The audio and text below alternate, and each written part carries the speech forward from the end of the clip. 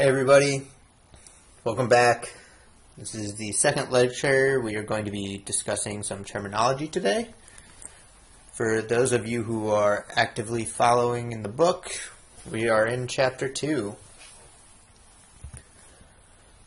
First, we have some different types of costs. We have fixed costs. These are going to be costs that are unaffected by the changes in activity level. So, of course, no cost is going to be truly fixed because any cost is subject to change, but these do tend to remain more stable, especially over shorter periods of time. Variable costs. These are costs associated with an operation that will depend on the quantity of output or other measures of the level of activity. So, these simply just depend on the quantity. So the cost per unit is fixed, but is generally going to be fixed, but it will change based on how much of the product and output that you need. Incremental costs are costs associated with increasing the level of output by one or more units. So these are often difficult to calculate because there are a lot of different inputs to increasing the unit output by one. So these generally require some estimation and assumptions to be made to figure out. Let's look at some examples, again using John Paul Jones Arena. So let's see, what are some fixed costs of building the arena? Well, the plot of land that they purchased to build the arena on, the administrative costs, insurance, and taxes for the construction site are all going to be fixed. How about some variable costs? Labor and materials are the main ones. There's tons of them though. These, again, these just are going to vary by the level of output, which in this case is the size of the arena. And lastly, let's look at some incremental costs. One example would be cost to accommodate an additional spectator. So what is involved in that? What do you have to account for to accommodate an additional spectator? Well, they need seating space to watch the game, they need parking, they need to have other spectator demands met, and they are going to incur wear on the building. So these are all going to factor into the incremental cost of accommodating an additional spectator in John Paul Jones Arena. Next we have direct costs and indirect costs. Direct costs are costs that can be reasonably measured and allocated to the specific output or a specific output.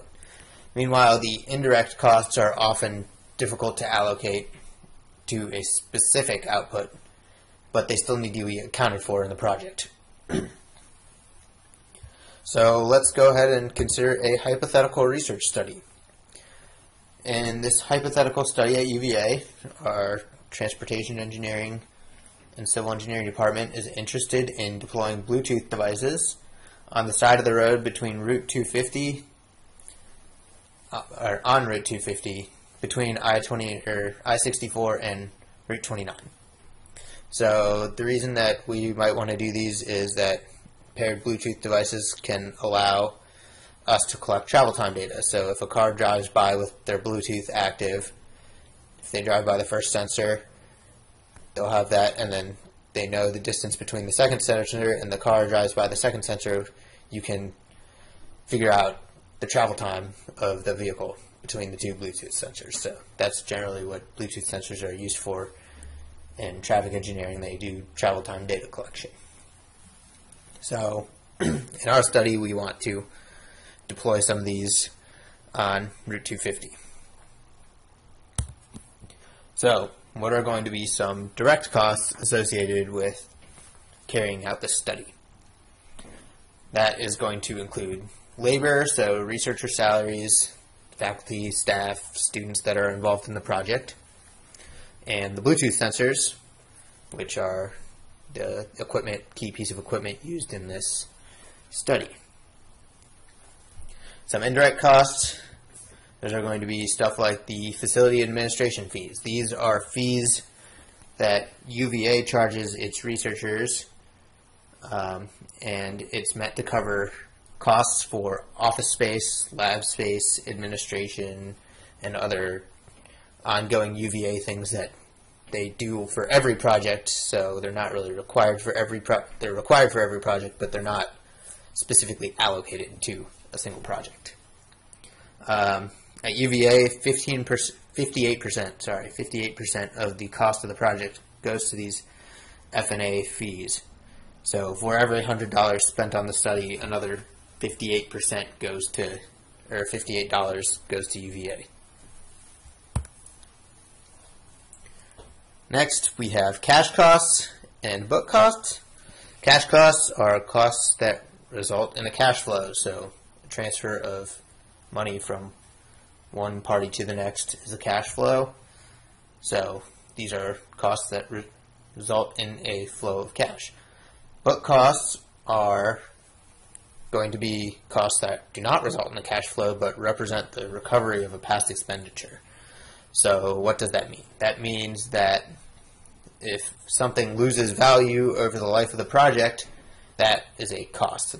You purchase something, it goes down in value due to wear and tear or just general use or becoming more obsolete. That is going to make it a book cost. That difference in price is the book cost.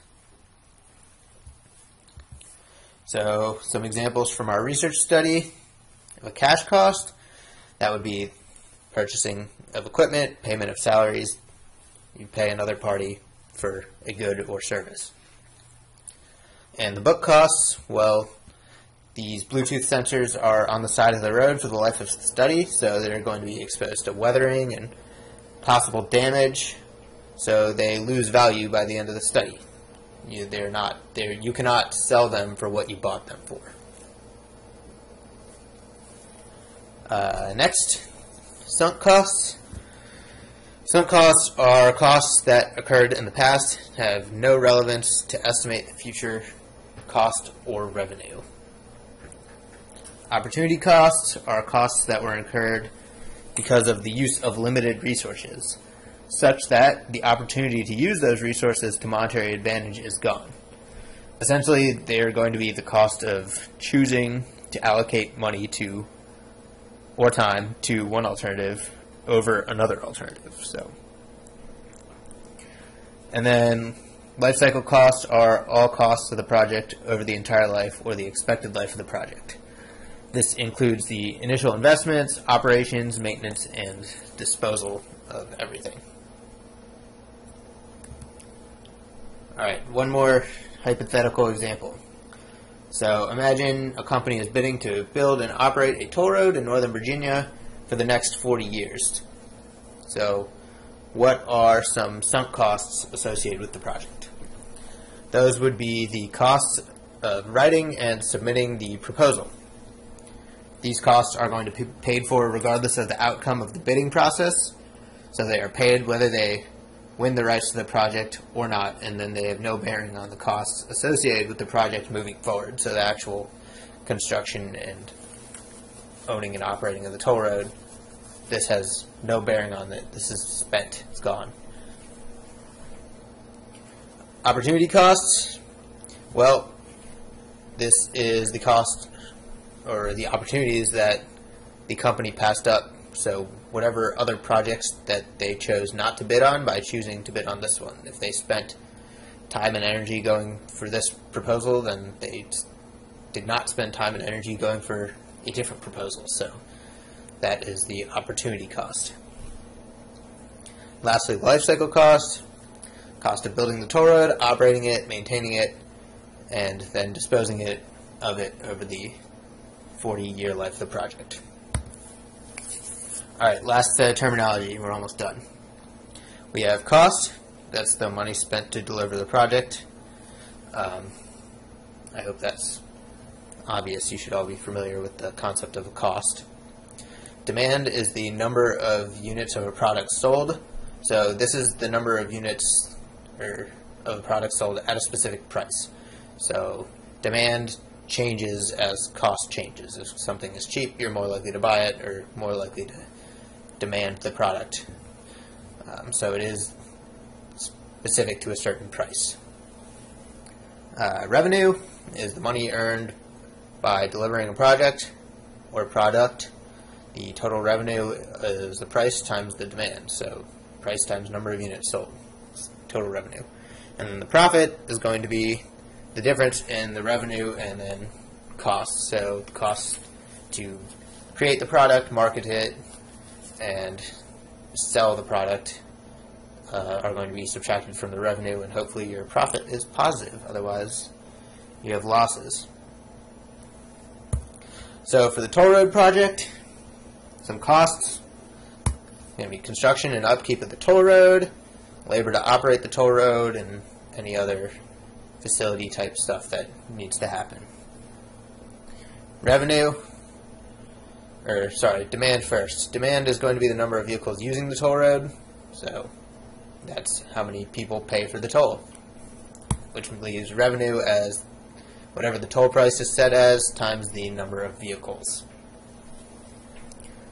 That is all for today. Please check Colab for any announcements regarding the class, and I'll talk to you next week. Thank you very much.